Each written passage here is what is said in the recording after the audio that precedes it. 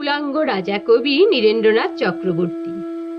সবাই দেখছে যে রাজা উলঙ্গ, তবুও সবাই হাততালি দিচ্ছে, সবাই চেঁচিয়ে বলছে সাবাস সাবাস।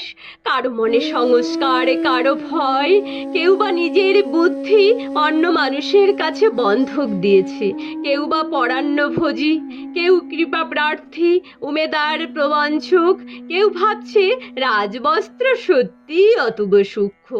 চোখে পড়ছে না যদিও, তবুও আছে, অন্তত থাকাটা কিছু অসম্ভব নয়।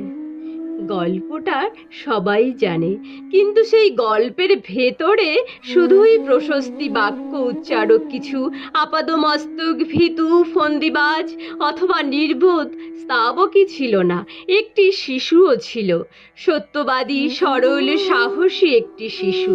নেমেছে গল্পের রাজা বাস্তবের প্রকাশ্য রাস্তায়। আবার হাততালি উঠছে মুহুর্মুহু, জমে উঠছে স্তাবক বৃন্দের ভিড়। কিন্তু সেই শিশুটিকে আমি ভিড়ের ভেতর আজ কোথাও দেখছি না। শিশুটি কোথায় গেল?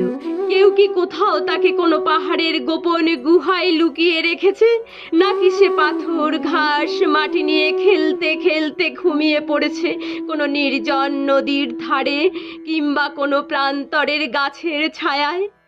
যাও, তাকে যেমন করেই হোক খুঁজে আনো। সে এসে একবার এই উলঙ্গ রাজার সামনে নির্ভয়ে দাঁড়াক, সে এসে হাততালির ঊর্ধ্বে গলা তুলে জিজ্ঞাসা করুক, রাজা তোর কাপড় কোথায়?